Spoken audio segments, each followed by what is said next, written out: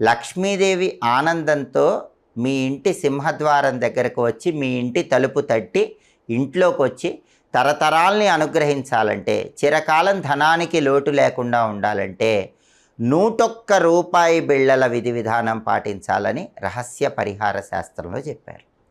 ఈ 101 రూపాయి బిళ్ళల విధి విధానం ఏంటంటే, ఎప్పుడైనా శుక్రవారం రోజు మీ ఇంట్లో పూజా మందిరంలో లక్ష్మీదేవి చిత్రపటం ముందు ఒక రాగి పళ్ళెం కానీ ఇత్తడి పళ్ళెం కానీ పెద్దది ఉంచి దానిలో 101 రూపాయి బిళ్ళలు ఉంచండి.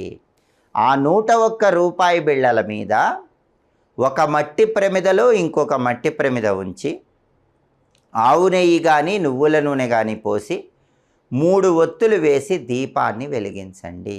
అలా దీపం వెలిగించిన తర్వాత లక్ష్మీదేవికి పరమాన్నం కానీ కట్టె పొంగలి కానీ నైవేద్యంగా సమర్పించండి.